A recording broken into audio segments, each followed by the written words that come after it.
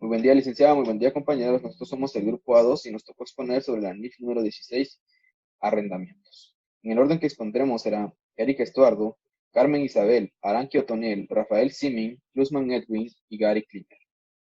El objetivo de esta norma es establecer principios de reconocimiento, mención, presentación e información a revelar para dos cuestiones. Primero, asegurar que los arrendatarios y los arrendadores proporcionen información revelante. Esta información proporcionará a los usuarios información para tener una base del efecto de los arrendamientos en los estados financieros. El alcance de esta norma se aplicará a todos los arrendamientos, incluyendo arrendamientos selectivos de derecho en uso, excepto en arrendamientos para la exploración o uso de minerales de petróleo, gas natural y recursos no renovables. Activos biológicos que trata dentro del alcance de la NIC 41. Acuerdos de la concesión de servicios que lo trata la CINIF número 2. Licencias en propiedad intelectual que lo trata la NIF número 15. Y derechos mantenidos por un arrendatario bajo acuerdos de licencia que lo trata la NIC 38. Consideramos algunas definiciones que son muy importantes dentro de esta norma y son fecha del comienzo del arrendamiento. Esto es cuando el arrendador pone un activo subyacente para que éste sea arrendado. Arrendamiento financiero es cuando un arrendamiento transfiere todos los derechos y las obligaciones de ese arrendamiento hacia un tercero. Arrendatario es quien recibe o tiene el derecho de utilizar ese activo a cambio de un pago. Arrendador es quien proporciona un activo hacia el arrendatario para que éste le utilice. Muchas gracias. Los dejo con mi compañero. Muy buen día, compañeros. Continuando con extensiones de reconocimiento.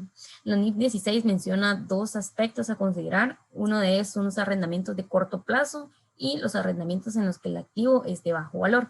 Respecto a corto plazo, se refieren a aquellos en los que tienen como máximo 12 meses o menos de plazo.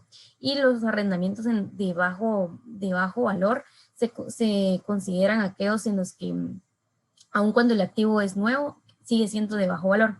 Un ejemplo de activos que no cumplen con este requisito es el arrendamiento relacionado a vehículos. Generalmente o habitualmente un vehículo nuevo no se considera de bajo valor. Reconocimiento: se reconocerán los pagos asociados con arrendamiento como un gasto de forma lineal a lo largo del plazo del arrendamiento o de alguna otra base sistemática. Identificación de un arrendamiento. Se debe evaluar al inicio de cada acuerdo o contrato si éste contiene o es en sí un contrato de arrendamiento. ¿Cómo identificar o cuáles son las características de un arrendamiento? Es de que se transmite el derecho de controlar el uso de un bien que está claramente identificado por un periodo también pactado, que sería el plazo del arrendamiento, y pues claramente es a cambio de una contraprestación, que podría considerarse como el pago, ¿verdad? Respecto al periodo, un periodo de tiempo puede describirse en términos de cantidades o de uso de un activo, por ejemplo, unidades producidas, si es el caso de un arrendamiento de alguna maquinaria, kilómetros recorridos en caso de vehículos u otra base que sea adecuada respecto a la naturaleza del activo. También una entidad debe evaluar recurrentemente si ha existido algún cambio o de términos o de condiciones en el contrato. Muchas gracias. Buenos días, compañeros. Siguiendo con la NIF 16, yo les voy a hablar acerca de las modificaciones del arrendamiento. Este se puede dividir en dos. La primera es que un arrendamiento se contabilizará como una modificación del mismo por separado cuando pasen los siguientes factores. La modificación incrementa el alcance del arrendamiento, añadiendo el derecho a usar uno o más activos que sean subyacentes al primer arrendamiento.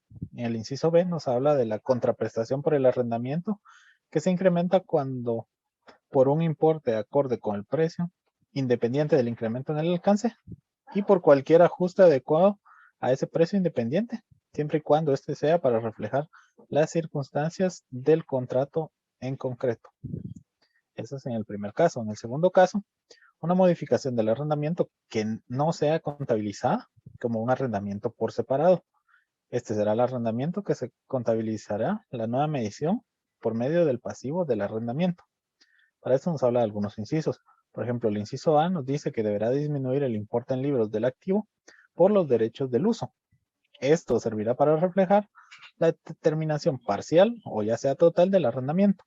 en las modificaciones del arrendamiento que hacen que disminuya el alcance de este mismo. El arrendatario reconocerá dentro del resultado del periodo las que sean relacionadas con la terminación del contrato, como lo vimos, sea en forma parcial o sea de forma total. El inciso B nos habla que haciendo el correspondiente ajuste al activo por derecho de uso para todas las demás modificaciones que contenga el arrendamiento. De esta manera se podrán utilizar estas dos formas que nos brinda la NIF 16. Hablando un poco de la información a revelar que nos habla la NIF 16, debemos entender que el objetivo de la información a revelar para los arrendatarios es revelar toda aquella información en las notas que, conjunto con la información que sea proporcionada en el estado de situación financiera, en el estado de resultados del periodo y también en el estado de flujo efectivo, dé una base a los usuarios de los estados financieros según para quién hayan sido preparados, con el cual puedan evaluar el efecto que tienen dichos arrendamientos acerca de la situación financiera que vive la empresa en ese momento, en rendimientos y en su flujo de efectivo acerca del arrendamiento. También servirá para revelar los siguientes importes para el periodo sobre el que se informa. Se deberá revelar el cargo por depreciación de los activos de derecho de uso de clase de activo subyacente. También debe revelar los gastos por interés por los pasivos de dicho arrendamiento, el gasto relacionado con los arrendamientos a corto plazo que deben ser contabilizados, el gasto relacionado con los arrendamientos de los activos por un bajo valor, el gasto relativo a pagos por arrendamientos variables que no sean incluidos dentro de la medición del pasivo. También deberá revelar ingresos por subarrendamientos de los derechos de uso de los activos si se diera el caso de que subarrenden estos activos que se han adquirido por medio del arrendamiento. También deberá revelar las salidas de efectivo que sean totales por dichos arrendamientos, la incorporación de algunos activos por derecho de uso. Debe revelar también las ganancias y pérdidas que puedan surgir en alguna transacción de venta por arrendamiento posterior. Y deberá revelar el importe en libros de los activos por derecho de uso al final del periodo sobre el que se informa. Esto debe realizarlo por cada clase de activo subyacente. Dentro de los arrendamientos existen dos tipos, el arrendamiento operativo y el arrendamiento financiero. Pero ¿cómo se clasificará un arrendamiento financiero? Dice que este transfiere sustancialmente todos los riesgos y asimismo las ventajas inherentes a la propiedad de un activo subyacente. Un arrendamiento debe clasificarse como operativo si éste no transfiere sustancialmente todos los riesgos y todas las ventajas inherentes a la propiedad del activo subyacente. Continuando con la presentación de la NIF 16, la norma nos dice que el arrendatario reconocerá un activo por derecho de uso y un pasivo por arrendamiento, un contrato de arrendamiento. Dentro de la medición inicial del activo por derecho de uso, la norma nos dice que este se medirá al costo y comprende los elementos siguientes para la medición: el importe del pasivo por arrendamiento, más los pagos realizados antes o después, más los costos directos iniciales, más una estimación de costos por desmantelar, eliminar o restaurar el activo subyacente, menos los incentivos recibidos si esto se diera en su momento. La medición inicial del pasivo por arrendamiento consiste en el valor presente de los pagos que se hayan realizado en la fecha de inicio. También incluye componentes para su medición.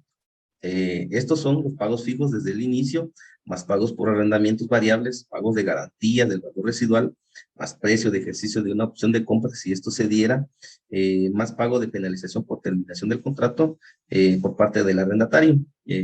Los pagos por arrendatario, la norma nos dice que se descontará usando la tasa de interés implícita. Si esta no se puede determinar fácilmente por el arrendatario, este utilizará una tasa incremental por préstamos del arrendamiento. La medición posterior del activo por derecho de uso, la norma nos establece modelos de medición, y son tres: el modelo de costo y el modelo de revaluación de conformidad con la NIC 16 y el modelo de valor razonable, propiedades de inversión, NIC 41. Para la medición posterior del pasivo por arrendamiento, la norma nos establece el valor inicial más intereses sobre el pasivo, menos pagos por arrendamientos, más las nuevas mediciones y modificaciones que se diera en el contrato de arrendamiento. Para la presentación, la norma nos establece que el arrendatario debe de establecer en su estado de situación financiera o en las notas el activo por derecho de uso y el pasivo de forma separada de otros activos u otros pasivos. En el estado de resultado del periodo y otro resultado integral, los gastos por intereses de forma separada del cargo por la depreciación del mismo. En el estado de flujos de efectivo se nos establece dos puntos importantes, que los pagos en efectivo del principal en actividades de financiación y los pagos de efectivo por intereses del pasivo en base a la NIC. Si Para continuar con la presentación, vamos a verlo desde el punto de vista del arrendador y se clasifica en financiero y operativo. Y el financiero establece que se transferirá sustancialmente todos los riesgos y ventajas inherentes a la propiedad de un activo subyacente. El operativo no se transfiere sustancialmente todos los riesgos y ventajas inherentes.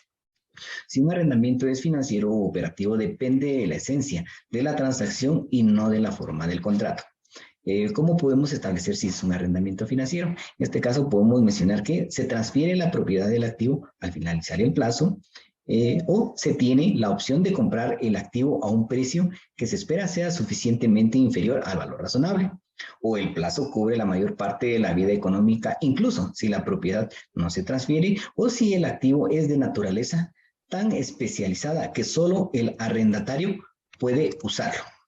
Su reconocimiento se hará en la fecha de comienzo. Un arrendador reconocerá en su estado de situación financiera los activos que mantenga en arrendamientos financieros presentados como una partida por cobrar por un importe igual al de la inversión neta en el arrendamiento. Medición inicial. El arrendador usará la tasa de interés implícita en el arrendamiento para medir la inversión neta. ¿Qué pasa con los costos directos iniciales distintos de los incurridos por los arrendadores cuando se es fabricante o distribuidor de los bienes arrendados?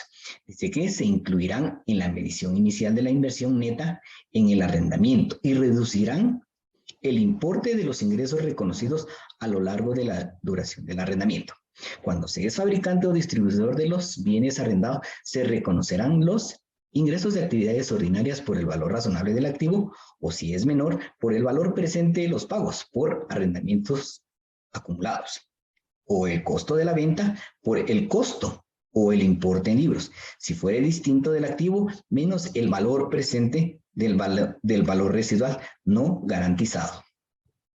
Un arrendador que clasifique un activo bajo arrendamiento financiero como mantenidos para la venta aplicará lo relacionado a la NIF. Sí. Vamos a hablar acerca de transacciones de venta con arrendamiento posterior. ¿Quiénes intervienen en estas transacciones? Tenemos lo que es el arrendatario vendedor y el arrendador comprador. El arrendatario vendedor es la persona que posee el bien y al mismo tiempo necesita liquidez. Y el arrendador es la persona que adquiere el bien y al mismo tiempo lo pone a disposición de arrendamiento. Este tipo de transacción también es conocida como leasing back.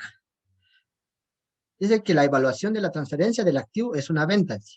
Si se da la venta, tenemos que aplicarlo bajo la norma NIF 15, ingresos ordinarios, que nos establece y nos regula cómo podemos reconocer la venta y la forma de contabilización por parte del arrendador debe tener diferentes aspectos. En esto debe que medir el activo por derecho de uso, la transacción de venta, también debe darle de baja al activo vendido y reconocer las pérdidas o ganancias del activo vendido.